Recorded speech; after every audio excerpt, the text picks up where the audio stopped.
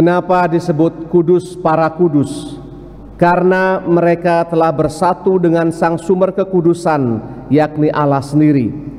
Karena hanya Allah yang kudus, maka hanya Allah yang memungkinkan kita menjadi kudus dengan menyatukan diri dengan pikiran Allah, dengan perkataan Allah dan perbuatan Allah. Mungkin kita pernah mendengar Santa Bernadette.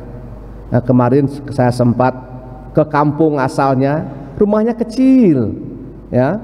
Dan sekarang yang Lourdes sekarang itu dulu semacam tegalan.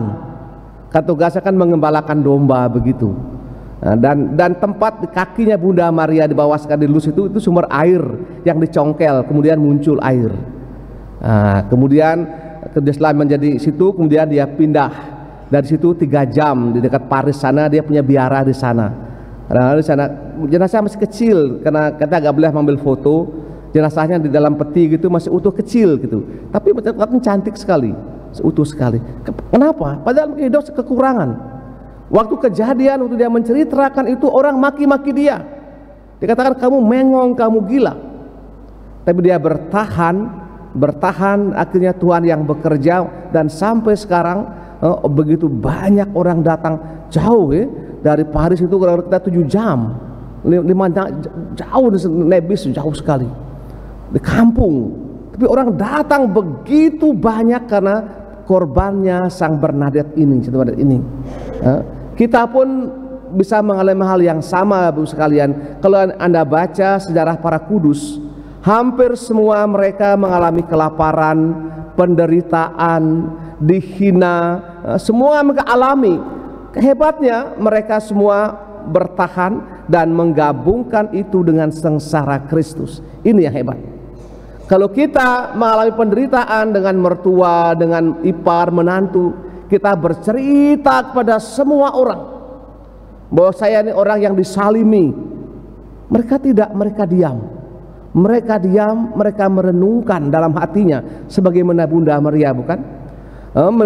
Dia mendengar semuanya, merenungkan dalam hati, kemudian menyatakan dalam perbuatan yang baik.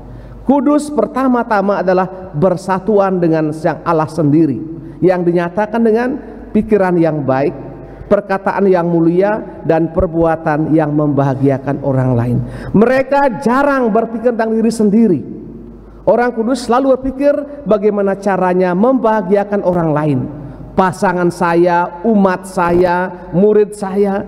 Dia kerjaan padahal dia sendiri tidak pikir apa-apa. Mungkin dia kelaparan. Inilah hebatnya orang kudus itu. Kalau kita bisa buat seperti itu, maka kita pun menjadi orang-orang kudus. Misalnya bagaimana caranya mengusahakan kur yang baik. Bila perlu cari pelatih yang bagus. Sekali-sekali seminar tentang liturgi misalnya. Bagaimana kita menjadi organis yang baik.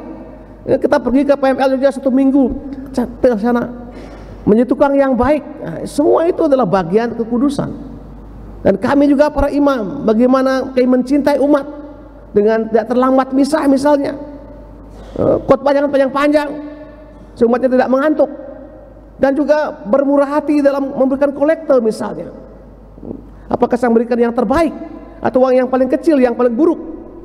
Semoga dengan demikian, oleh karena para kudus, kita pun dipanggil menjadi kudus, khususnya lewat misa dan ekaristi ini. Dan mohon perhatian Ibu sekalian, besok bagi yang membuat intensi misa, pagi ini sampai siang diberi siapkan di pastoran itu kotak, nanti cemplungkan di situ, nanti biar diketik semuanya. Demikian. Kita teruskan dengan persembahan.